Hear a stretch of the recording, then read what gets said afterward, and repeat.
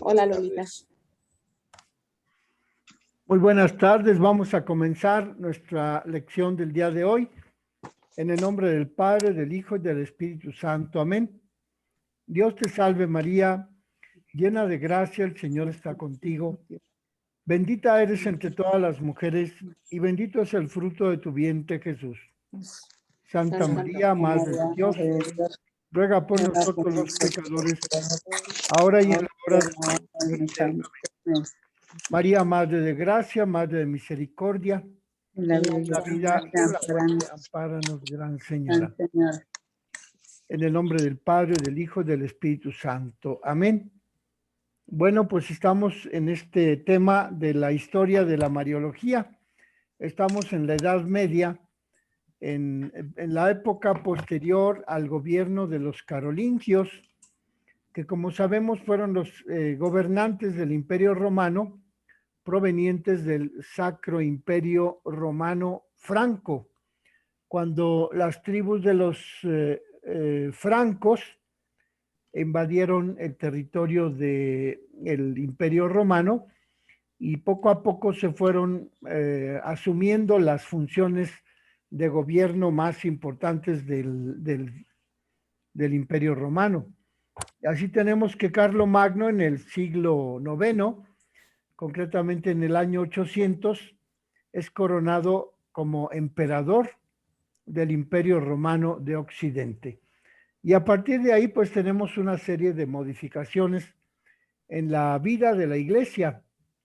Hemos dicho que el Papa Adriano... Buenas tardes. Buenas tardes, Georgina.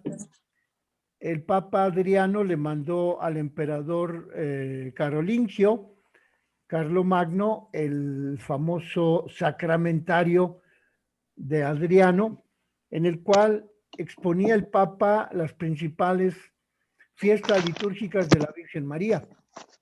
Y a partir de ese documento se difundió en el Imperio Romano la devoción a la Virgen Santísima, sobre todo en lo que se refiere a las fiestas marianas, principalmente la Asunción, la Inmaculada Concepción, la Virginidad y el nacimiento de Jesús. Esos fueron las principales fiestas marianas con las que el Imperio Romano, Franco Imperio Romano, dio inicio a la devoción a la Virgen Santísima.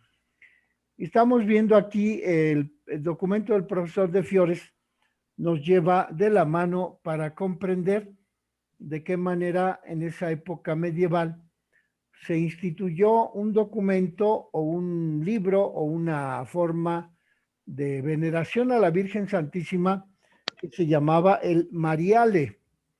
El Mariale es un documento, es un libro, es un conjunto de devociones a la Virgen en donde se expresa la devoción a la Virgen Santísima en varios géneros literarios que van desde la antología de milagros y las composiciones poéticas hasta los sermones, los formularios litúrgicos e incluso los tratados escolásticos, que son géneros literarios dispares, pero que tienen el designio común de alabar a la Virgen María. Esto nos lo propone el profesor de Fiores como un enriquecimiento de la devoción mariana, porque en 1961 aparece la explicación de este documento que se llama el Mariale de Saint-Hébrault. En 1961 aparece esta explicación, estudio acerca de lo que significa el Mariale, que como hemos dicho es una antología de milagros, composiciones poéticas, sermones, formularios litúrgicos de las misas de la Virgen, tratados escolásticos, pero todos ellos tienen el objetivo común de alabar a la Virgen María. Hay que recordar que hubo un doble Mariale atribuido a San Alberto Magno, que murió hacia el 1280.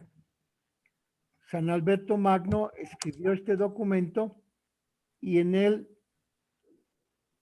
se encuentra la confirmación de ese documento, de esa autoría de San Alberto Magno, por otro autor medieval que se llama Ricardo de San Lorenzo. Hay otro Mariale, como hemos dicho, el doble Mariale. Uno se atribuye a San Alberto Magno, pero es confirmado por Ricardo de San Lorenzo. Y el otro doble, la otra parte del doble Mariale, también es autorizado, es escrito, es formulado por San Alberto Magno, pero se encuentra allí un autor anónimo. Ese doble Mariale de San Alberto Magno, la segunda parte es de un autor anónimo, en donde aborda el método escolástico de la explicación de las verdades más importantes acerca de la Virgen Santísima.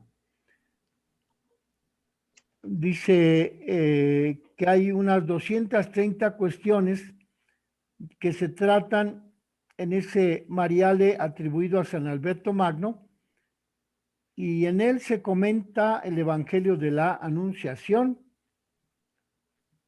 y también el autor, que es un autor anónimo, aborda otras cuestiones, por ejemplo, el sexo del ángel Gabriel, la edad del ángel Gabriel, su vestidura, el color de su piel. Pero más allá de estas sutilezas, la idea fundamental de ese Mariale atribuido a San Alberto Magno es el principio de la omnicontinencia. Según este principio, en María se halla la plenitud de todos los demás dones concedidos a todas las demás criaturas. Entonces, en ese Mariale, pues, se atribuye a la Virgen Santísima la perfección de todos los dones que han sido concedidos a las demás criaturas. Pero en ese Mariale atribuido a San Alberto Magno, pero que nos dice el profesor de Fiores que es de autor anónimo, se presenta a María no como una de tantas criaturas, sino como una criatura que está sobre todas las demás criaturas. Entonces, como ven, este Mariale, pues, le dedica a la Virgen Santísima una buena parte de sus alabanzas, de sus composiciones poéticas, de sus sermones, de los milagros que se reúnen en ese Mariale, en ese documento, los formularios litúrgicos. Hemos dicho que de las 4 fiestas marianas más importantes, la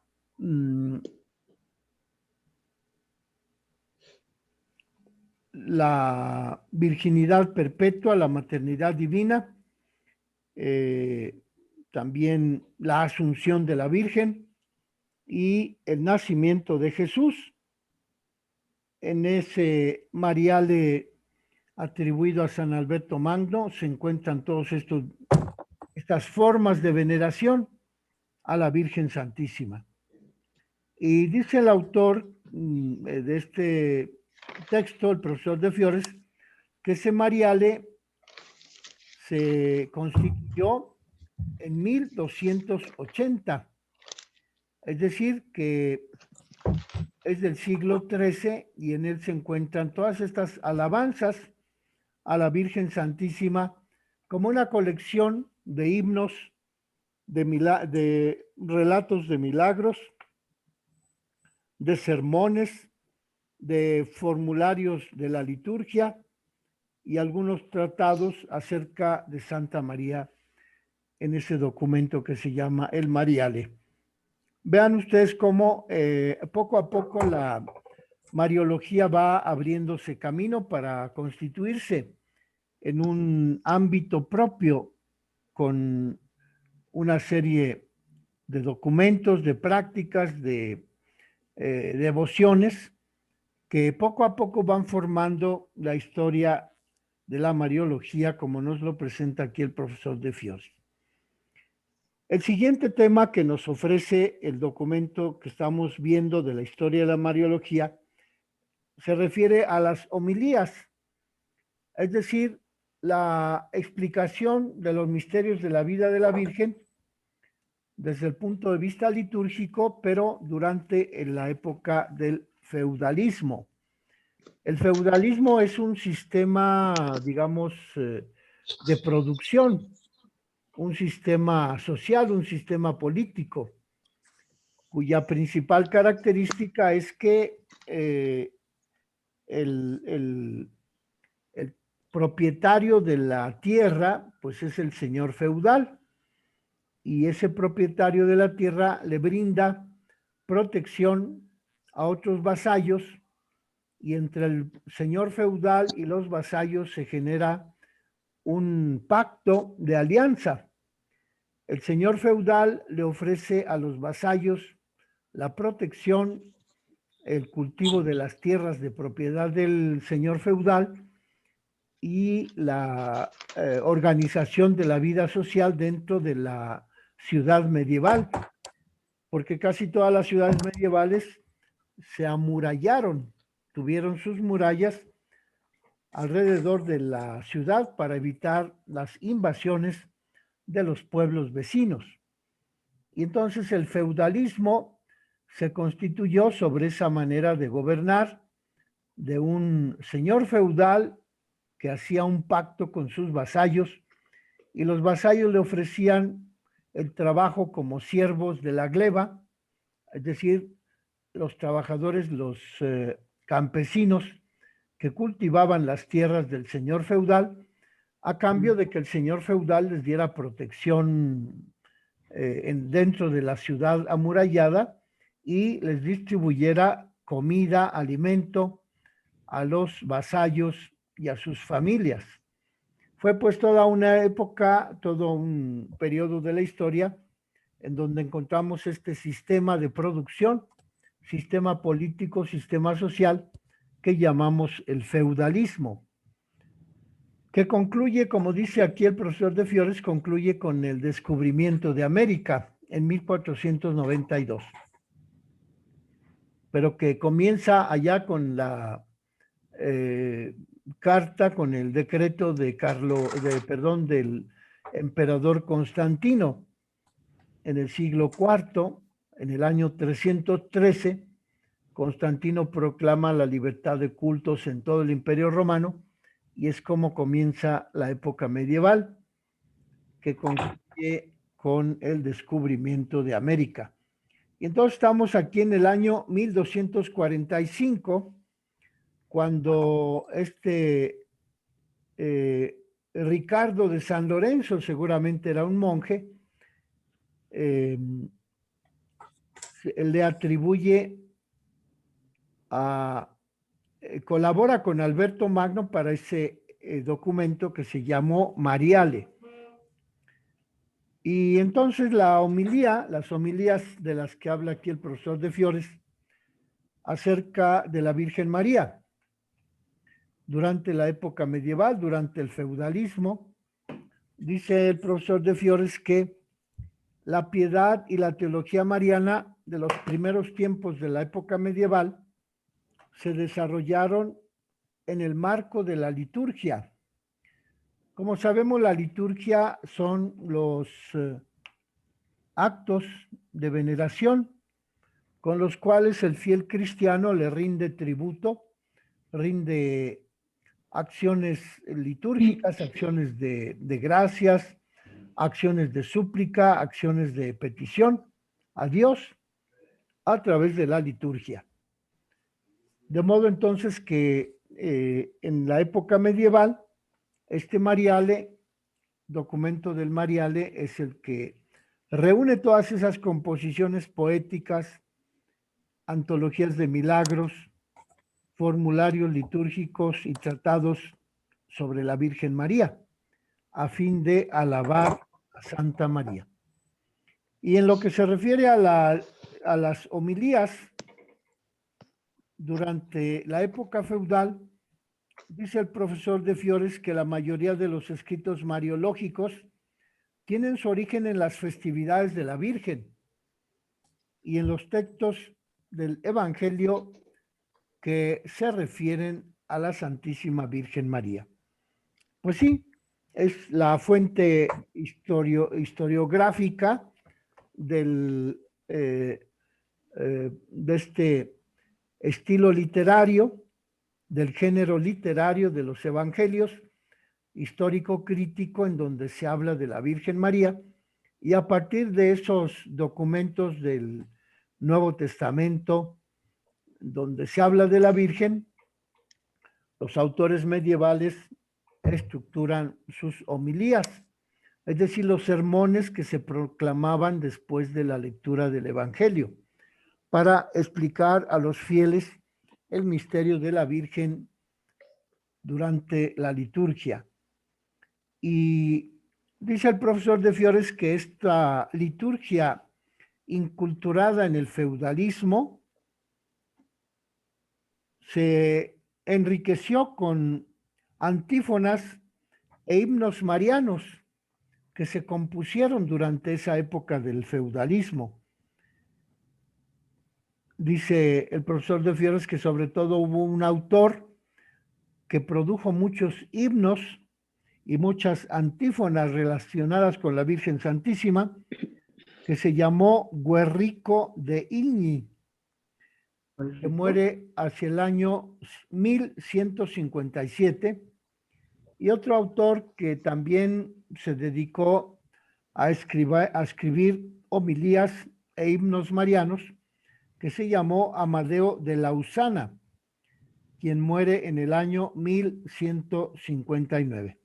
Es decir, estamos ya a mitad del siglo XII, en donde el feudalismo produce estos documentos de veneración a la Virgen Santísima, que se les atribuye el nombre de Mariale.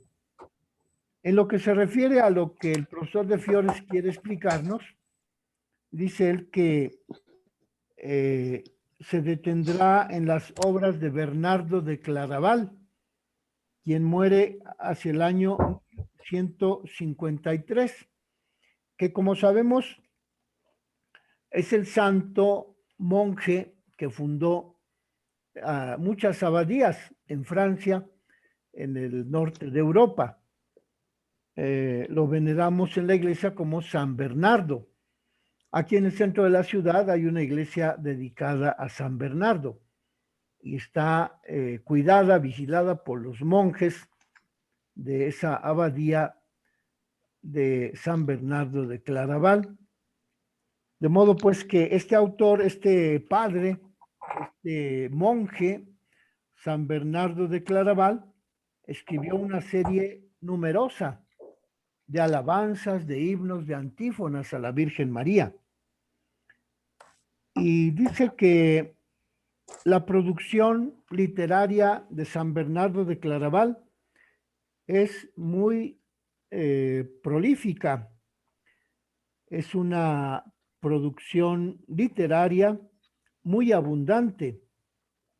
Dice que la forman 19 homilías,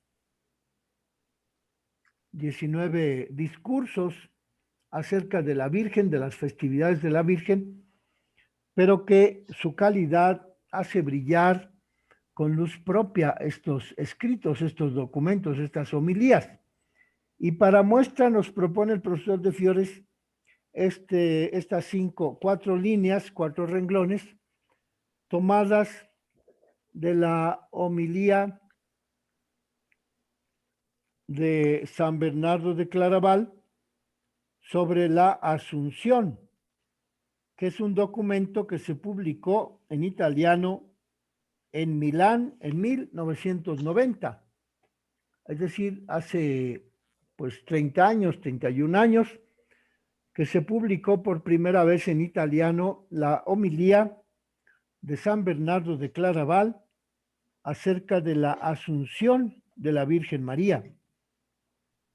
Y lo que nos propone un párrafo de esa homilía de la Asunción de la Virgen, de la autoría de San Bernardo de Claraval, dice así: las páginas marianas de Bernardo podrían parecer escasas si se comparan con la ingente cantidad de sus escritos. Sin embargo, en esas páginas, lo que escribió San Bernardo acerca de la Virgen, se trasluce toda la teología, la sabiduría genial del gran doctor San Bernardo de Claraval, su estilo apasionado, su capacidad para encarnar la referencia a María en la cultura del propio tiempo y su celo apasionado por difundir la devoción a la Madre de Dios entre el pueblo cristiano. Es San Bernardo de Claraval un apasionado de la poesía de la Virgen Santísima.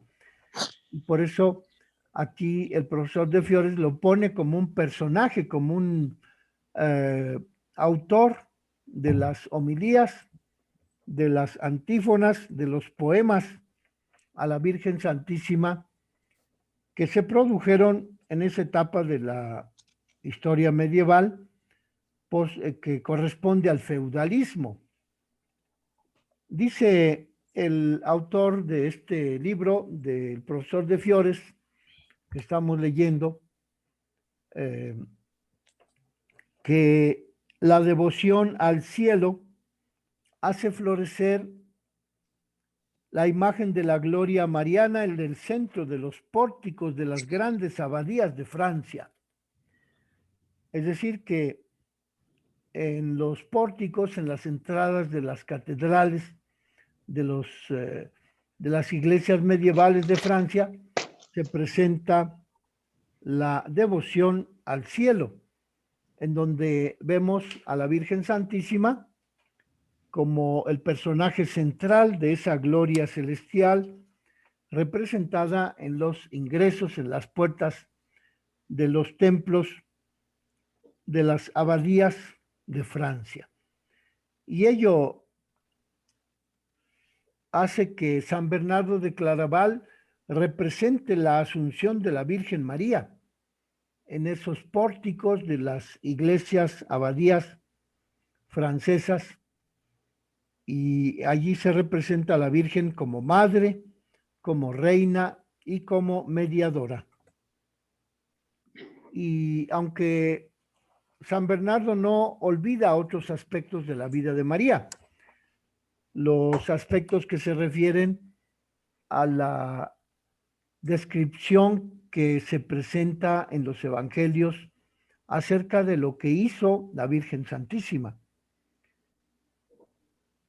Y San Bernardo de Claraval dedica 4 homilías a la anunciación del arcángel San Gabriel, que le va a avisar a María que fue elegida para ser madre de Dios.